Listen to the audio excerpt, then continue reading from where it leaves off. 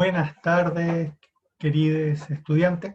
Bueno, la verdad es que el video probablemente le llegue medio de noche.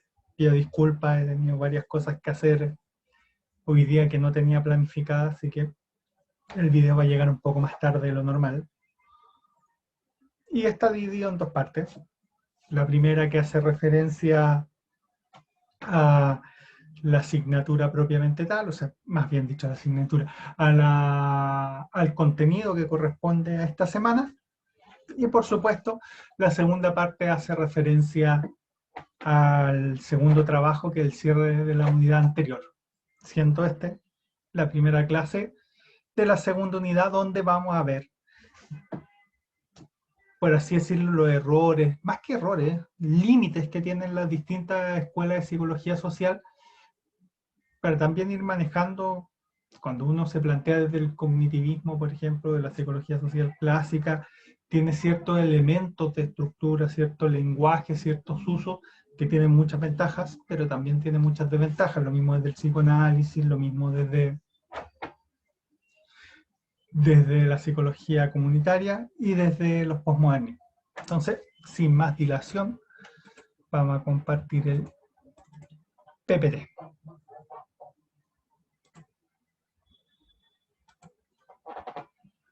Ya, perfecto.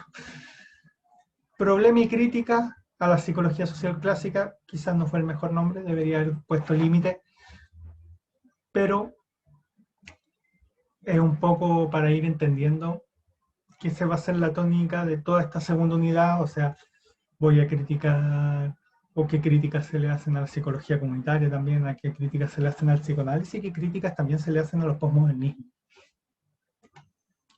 Entonces,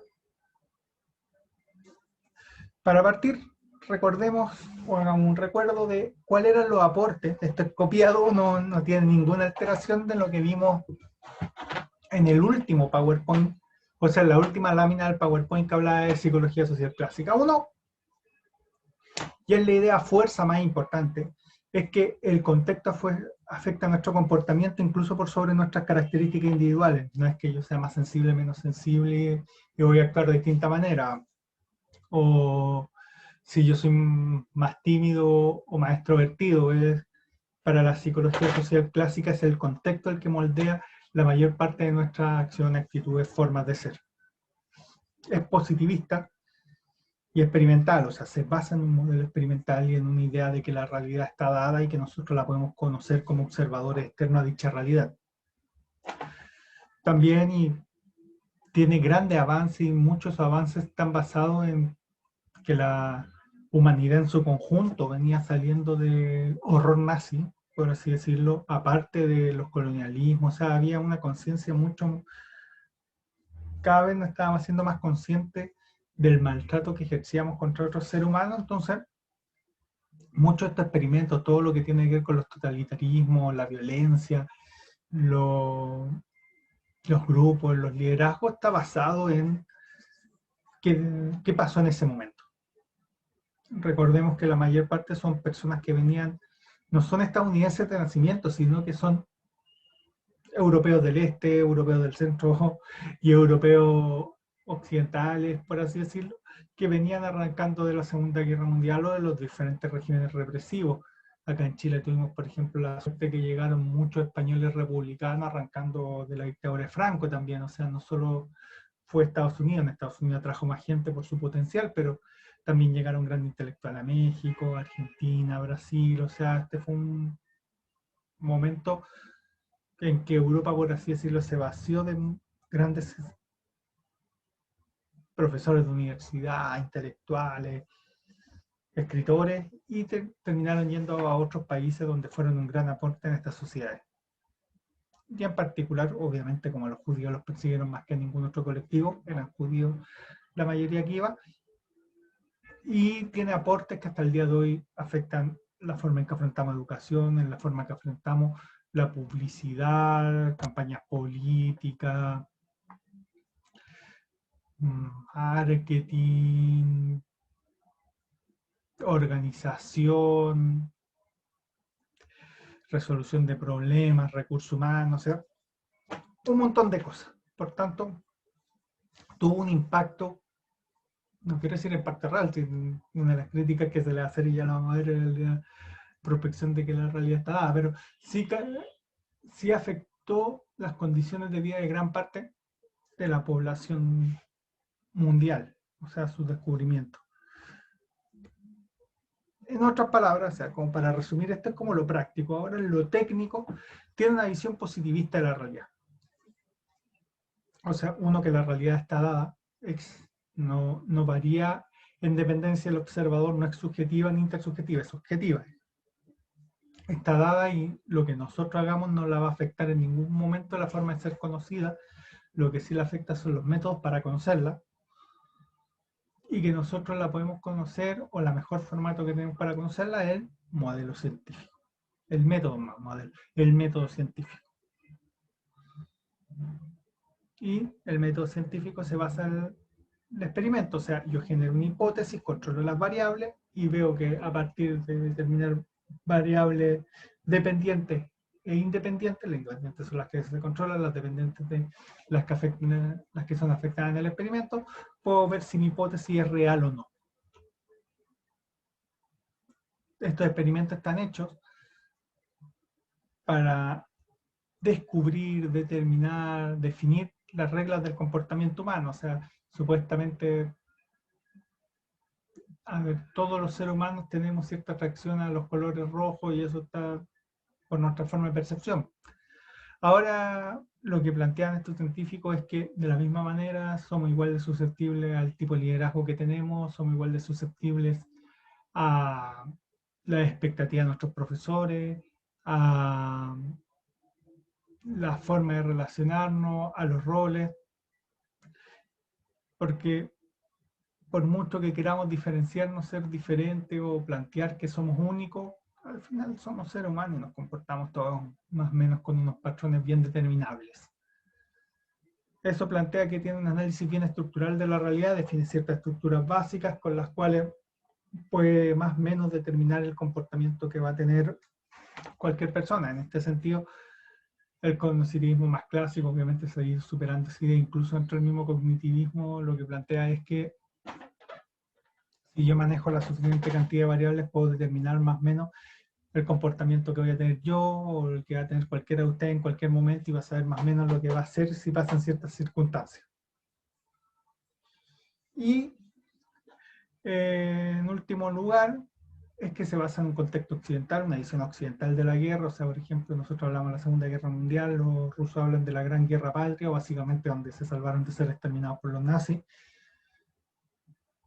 Nos basamos en categorías de conocimiento occidental, o sea, el método científico no es el método con que se valida el conocimiento en todas las partes del mundo, menos en esa época, y se basa en la idea de que el ser humano es un ser racional. O sea, nosotros pensamos antes de hacer las cosas.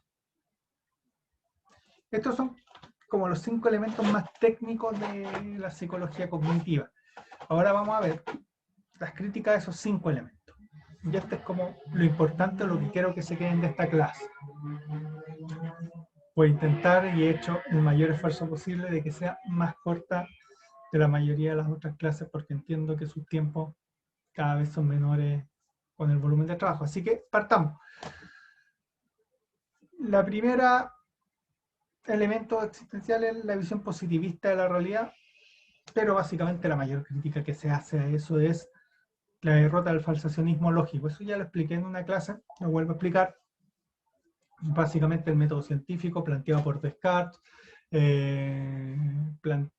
decía que si yo genero un método de hipótesis experimento, puedo llegar al conocimiento de las leyes de Dios. En ese momento no podéis decir que las leyes eran naturales y no de Dios, porque si no, te puede ir mal en la vida, ya no te iban a matar, pero sí te podían expulsar de la universidad. La iglesia no te iba a quemar en una pira como 2 siglos antes, pero la mayoría de las universidades eran dependientes de la iglesia, entonces no te querías pelear con la iglesia, así que hablabas de descubrir las leyes de Dios. El problema es, y la misma filosofía fue diciendo ya, si no conocemos la verdad, ¿cómo sabemos cuál es la verdad? Entonces, ¿cómo sabemos si el método científico se acerca o no a esa verdad? chuta, era una buena pregunta y decían, bueno, pero podemos saber que estamos más cerca de la verdad porque básicamente los aviones vuelan, los autos andan, los trenes avanzan, los barcos flotan, entonces la hipótesis que yo genere desde ahí no deben ser tan malas, o sea, las cosas funcionan, el celular me sirve para hablar con otra persona que está en el otro lado del mundo, entonces la hipótesis científica parece que tiene una buena potencialidad. Desde la misma lógica y misma filosofía se plantea que las cosas funcionen no es un argumento para decir que nos estamos acercando a la verdad. ¿Qué quiero decir? Que los griegos, voy a plantear, no sé si es verdad, es una anécdota que cuentan, yo no estoy tan seguro que sea verdad, no lo he podido leer desde una fuente, así que lo vamos a decir como una anécdota como la del canguro que dicen, ah, ¿cuál es la anécdota del canguro? Para los que no lo saben, es que va un explorador inglés y le pregunta a un aborigen cómo se llama ese animal y el aborigen le contesta canguro. Y básicamente canguro no significaba el nombre del animal, sino que no te entiendo porque claramente el aborigen no hablaba inglés. De esa clase de anécdotas que probablemente no son reales, pero que en esa idea de basarse en la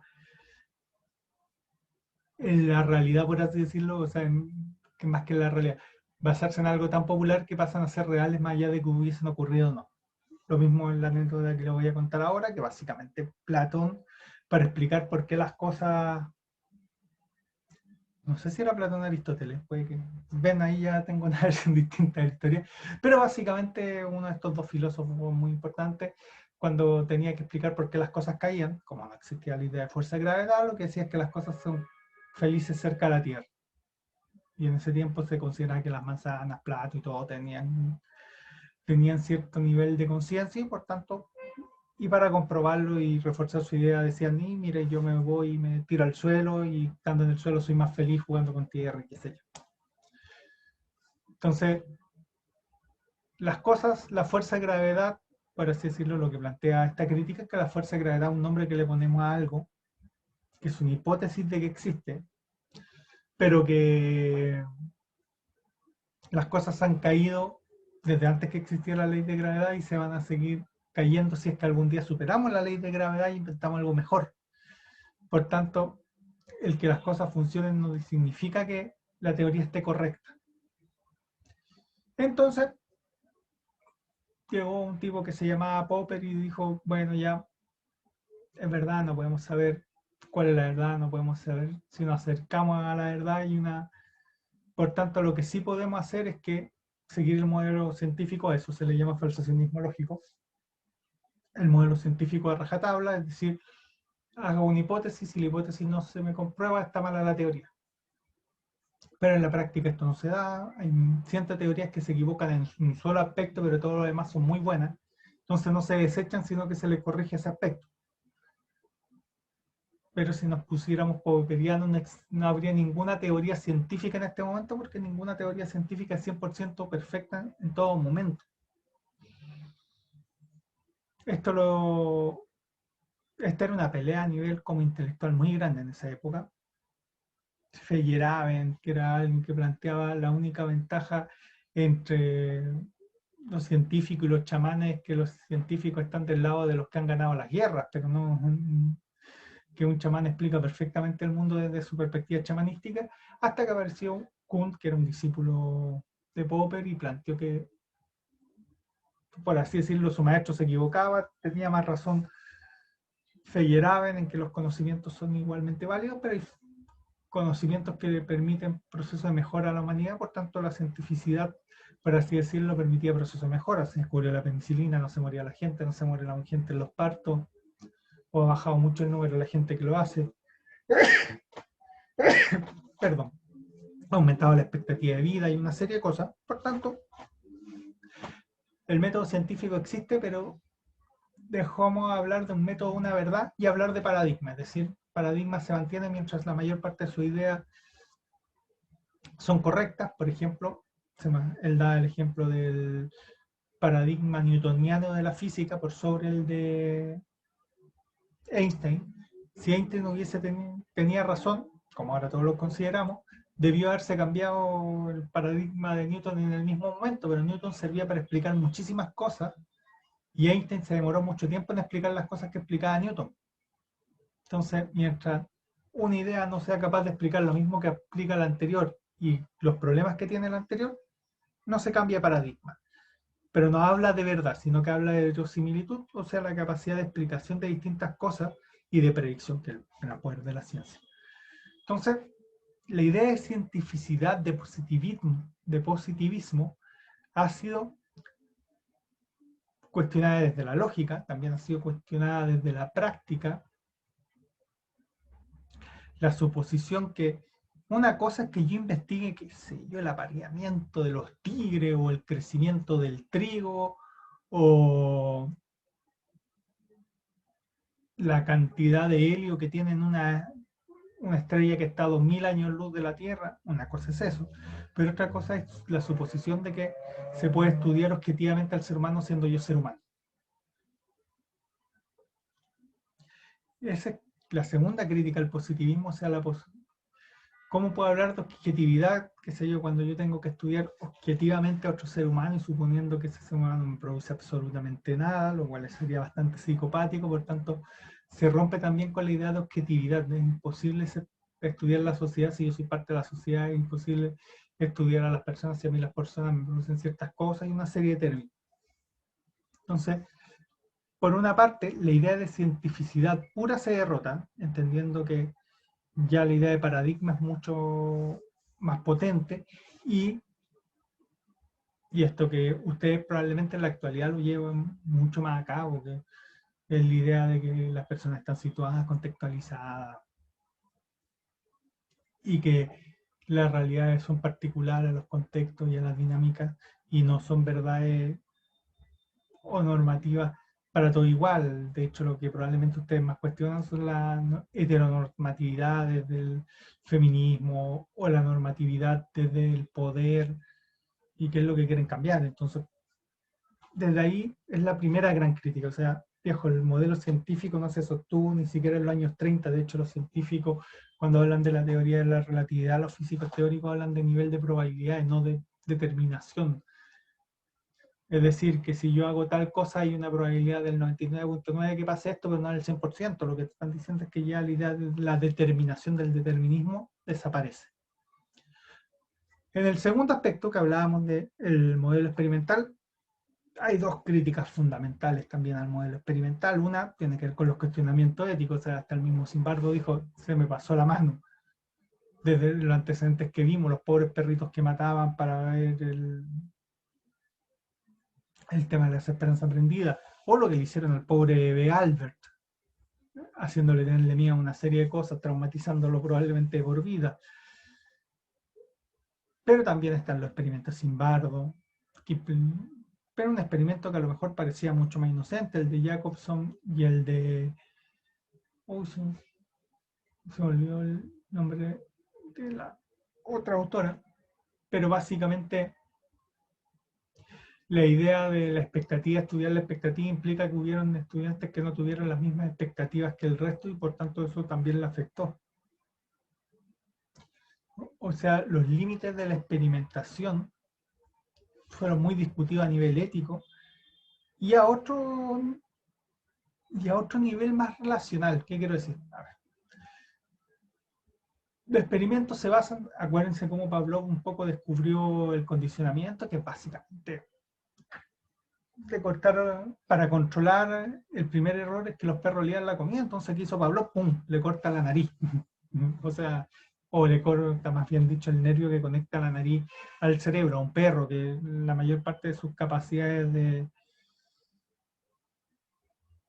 de ubicación, reconocimiento, están basados en el olfato. Entonces, ese es el cuestionamiento ético, pero a nivel experimental lo que buscaba Pavlov era controlar la mayor cantidad de variables. Con el ser humano, por mucho que a mí me hagan un experimento, son capaces de controlar la cantidad de variables. Es posible controlar mi historia, mis valoraciones, mi experiencia, mis abstracciones, mis anhelos, mis ideas. En general, una de las grandes críticas a todos los experimentos que se hacían es que fueron experimentos, por ejemplo, hechos, todos los que vimos en la clase de cognitivismo, son hechos, y se dan cuenta, con niños blancos. No están hechos con niños de minorías étnicas en Estados Unidos. No había ningún afrodescendiente, no había ningún miembro de la población indígena, no había ningún asiático, no había ningún latino. En otras palabras, era un experimento bien acotado a ciertas personas por la idea de control de las variables. Entonces, lo que más se cuestiona ¿es posible controlar todas las variables para explicar el comportamiento de las personas? Y para muchas personas no es así. O sea, por mucho que me pongan la pistola en la cabeza, o más bien dicho, los nazis le pusieron la pistola en la cabeza a algunos judíos, hubieron judíos que prefirieron no humillarse, prefirieron morir en el instante antes de vivir la humillación de degradarse, comer como cerdos, como le dije que lo obligaban los nazis, o delatar a un compañero, preferían morir. Y eso ningún experimento ha logrado replicar cuál es la fuerza de voluntad que necesita una persona que prefiera morir antes de hacer ciertas cosas. Entonces, es mucho más complejo. El nivel y cantidad de variables que hay que controlar para entender el comportamiento humano son demasiadas, y por eso la mayoría de los modelos de predicción tienden a quedar cojos. La gran muestra, la última elección de constituyente, alcalde, concejal y gobernadores. No había un solo aspecto que dijera que iba a pasar lo que pasó. Eso quiere decir que la mayoría de las personas que fue a votar votaron de una forma inesperada para los que están acostumbrados a controlar las variables que explican el voto. Entonces, el ser humano en general es mucho más complejo, mucho, si quieren, tincado, mañoso, frívolo, lo que quieran, pero es muy difícil lograr aislar todas las variables para que el modelo científico logre resultados que sean aplicables en la realidad. ¿Qué quiero decir? Por ejemplo, en el experimento de Bandura, es normal ver cómo un niño le saca, golpea a un muñeco y tú no haces nada, es normal, eso le pasa a todos los seres humanos. En general no, porque los seres humanos tendríamos a intervenir de alguna manera. Entonces que los experimentos terminan siendo muy rebuscados, éticamente cuestionables, pero que además no permiten explicar qué haría una persona en una situación real, porque a lo mejor, qué sé yo, en ese experimento donde apretar la electricidad cada vez que se equivocaba, a lo mejor yo la aprieto estando solo, pero si está mi hija o mi hijo al lado mirándome y yo voy a apretar ese botón, a lo mejor no lo voy a hacer. Para el científico va a decir, una variable no controlada, pero la cantidad de variables no controladas en los experimentos es tan gigantesca que al final el experimento siempre, cuando se trabaja con personas, termina siendo modelos explicativos, semi-explicativos, indagatorios, pero no logran ser predictivos, porque el ser humano es bastante errático en su comportamiento, y eso está explicado en el tercer punto. Recuerden, lo que buscaba era descubrir la regla de comportamiento humano, y el tema es que el ser humano no se comporta igual de la misma manera, sino que tiene heurísticos de funcionamiento. ¿Qué quiero decir con heurístico? En vez de tener como una receta, tienen programas medianamente adaptables a distintas situaciones, con ciertas formas de relacionarse y de hacer en esas circunstancias. ¿Qué quiero decir? Que si yo, el mismo ejemplo que le di la otra, si yo voy cruzando la calle y toca la bocina, si yo hago la actuación racional, que es mirar de dónde viene el sonido, ver un auto, calcular a la velocidad que va, ver a qué velocidad yo, si estoy más cerca de la acera, o saltar hacia atrás, o la acera al frente o saltar hacia atrás, cuál es la mejor reacción, calcular la velocidad del viento y todo eso, ya estoy hecho carne molida, 1.000 o 100 metros más atrás. En cambio, si me toca la bocina, yo salto. Y ojalá salte bien para no morirme. en ese sentido, los seres humanos funcionamos con heurísticos. De hecho, los computadores no podían ganarle a los seres humanos hasta que los computadores aprendieron heurísticos de diferenciación. O sea, ¿qué hacían los computadores? Procesaban todas las jugadas posibles y jugaban esas jugadas. ¿Y qué hace el ser humano? Porque nunca la ha podido ganar, o hace mucho tiempo que no le podía ganar el nivel de cómputo a los computadores. ¿Qué hacía para lograr un nivel de cómputo?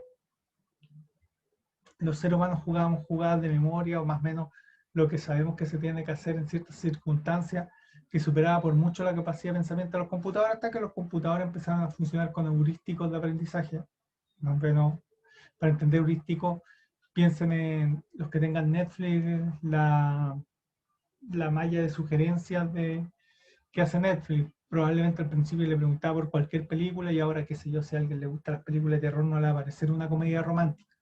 O si hay gente que le gusta la comedia romántica, probablemente no le aparezca cinearte. Entonces, eso que hace Netflix, los computadores no lo hacían hasta hace muy poco. Y que era una característica propia de los seres humanos. Nosotros no funcionamos por reglas o recetas que son las que supuestamente quería descubrir la psicología cognitiva. Funcionamos por heurístico y por eso tenemos tal capacidad y plasticidad de hacer acciones diferentes. O que la misma, qué sé yo, cuando estábamos bromeando, decirle hueón a una persona significa amigo o insulto. Depende del contexto. Es un heurístico funcionamiento y yo sé en qué lugar es un insulto y en qué lugar me lo están diciendo como amigo. Entonces, lo que se quiere de verdad es que es imposible definir cuáles son las conductas de los seres humanos porque somos distintos, no funcionamos como un computador, funcionamos con un heurístico que soluciona los problemas mientras le encontramos, que eso también genera vacíos, pero que nos permite actuar mucho más rápidamente que si estuviésemos procesando cantidades impresionantes de información. La cuarta crítica, que hace referencia a esta parte del análisis estructural de la realidad, tiene que ver con lo mismo que se vio en los posmodernismos. Esta es una crítica súper posmoderna, básicamente. La psicología social clásica es súper estructuralista, ve las estructuras que afectan a las personas. Pero la gran crítica del estructuralismo es, uno, que no es capaz de explicar los cambios. El estructuralismo es capaz de explicar la regularidad, pero no puede predecir los cambios. Un ejemplo es que hasta un mes antes de que cayera la Unión Soviética, en Estados Unidos habían como analistas políticos que su especialidad era conocer la Unión Soviética, y ninguno de esos especialistas políticos dijo que la Unión Soviética iba a caer, porque entraba fuera de lo que ellos podían esperar. Lo mismo acá, qué sé yo, el estallido social fue algo que no se lo esperaba a nadie, la gente de mi generación no entendía cómo ustedes eran capaces de marchar y todo y generar cambios reales. Entonces, por una parte no explica los cambios del cognitivismo, sino que explica las regularidades. Como les dije, por ejemplo, el psicoanálisis se centra mucho en la explicación de los conflictos. El modelo científico y sobre todo el cognitivismo clásico no. Y lo otro es que las diversidades solo las consideran errores estadísticos. Personas desviadas, si incluso lo quieren llamar así. Cuando la diversidad es parte de la riqueza, ¿no?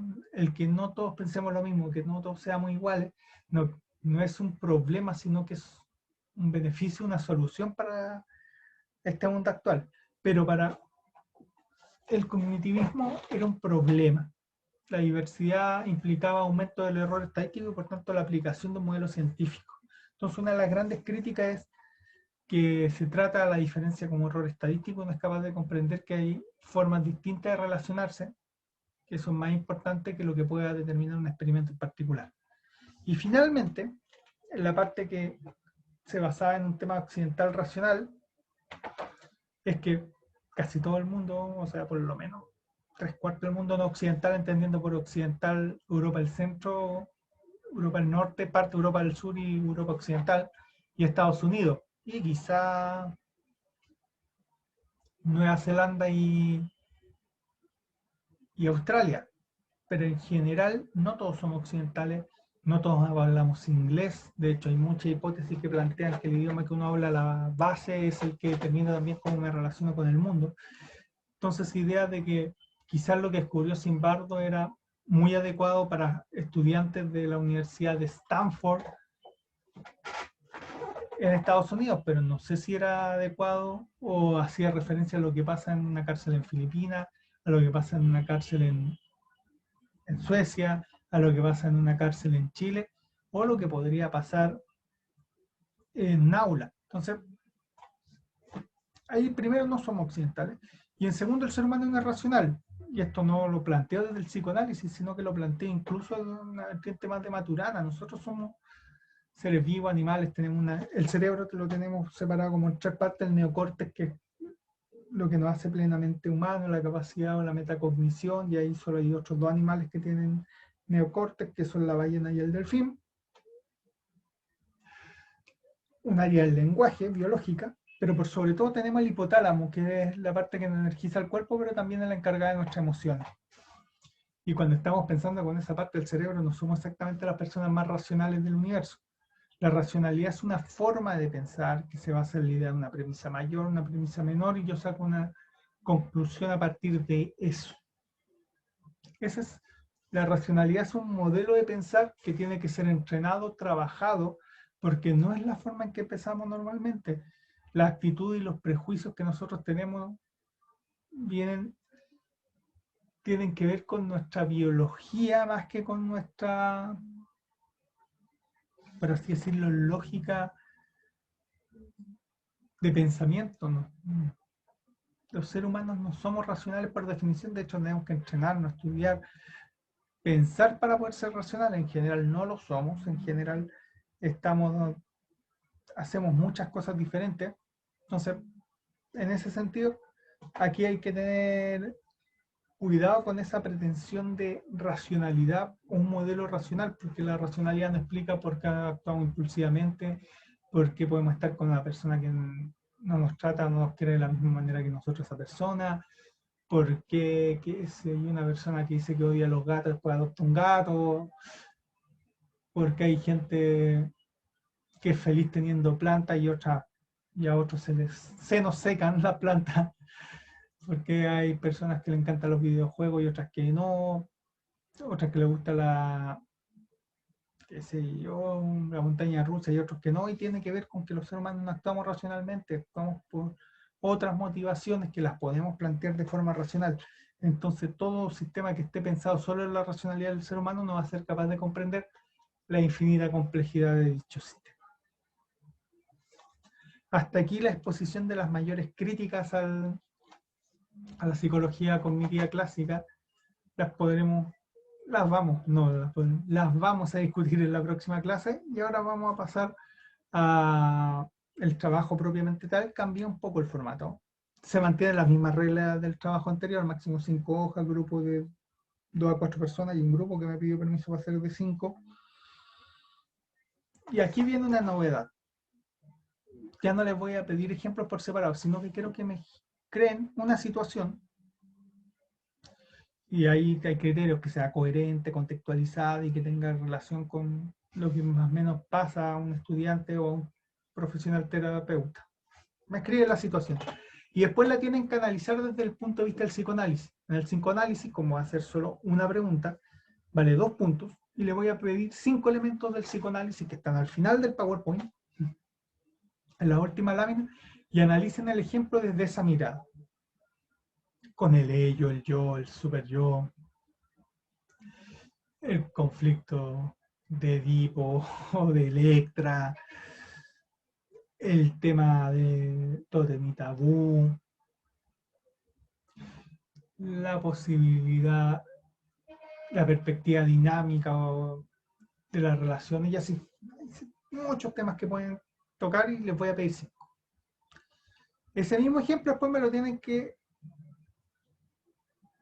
explicar, trabajar, plantear desde el constructivismo, y entonces usar a Maturana, al árbol de la vida como libro básico, la idea de autopoiesis, la idea del sistema nervioso como elemento central, etcétera, etcétera. Y analizar el mismo ejemplo que dieron anteriormente, pero ahora en vez de usar las palabras del psicoanálisis, van a usar las palabras, conceptos del constructivismo. posteriormente 3 elementos de análisis desde el construccionismo social hacia ese mismo ejemplo. La performatividad del lenguaje, la necesidad del otro, la intersubjetividad, etcétera, etcétera, etcétera. Y finalmente, ese mismo ejemplo lo van a analizar, o sea, un ejemplo lo van a analizar desde 4 perspectivas distintas, desde el feminismo. Identidad de género, sexo, definición binaria, la realidad, tienen un montón de cosas para trabajarlo ahí. Ahora, como se dan cuenta, eso suma 6 puntos, entonces yo les voy a dar la opción a cada uno de los grupos de que elija entre la pregunta 3, 4 y 5 cuál creen que tienen mejor respondida o que da más cabalidad o les da más seguridad a ustedes como grupo de que sea la pregunta que debiese valer más. Por ejemplo, un grupo me dice que se siente muy confiado con lo que sabe de constructivismo, entonces me ponen la prueba, esta va a ser la pregunta que va a valer 2 puntos, y así van a sumar 7 puntos. Acá viene la rúbrica donde dice qué voy a exigir como mínimo, qué voy a exigir para hablar de un mediano logro, en que les pongo el 60% del puntaje. No lo puse acá abajo como la vez anterior porque hay una pregunta que aumenta de valor dependiendo de cuál, de si ustedes le dan 2 puntos o no a cuál de esas preguntas. Y si fallan en los criterios que estoy pensando, tienen no logrado. Eso, cualquier pregunta, consulta, yo sé que estamos recién saliendo del tema de la primera evaluación, tenemos que ver el de la segunda. Ustedes como curso me quedarán de plantear una fecha para el tercer trabajo o a lo mejor ya, y eso es un tema de discusión, si creen que vamos a poder hacer 2 trabajos por unidad o vamos a tener que ver si disminuimos la cantidad de trabajos por unidad. Pero eso es algo que se lo dejaré a ustedes y a su proceso interno de democracia.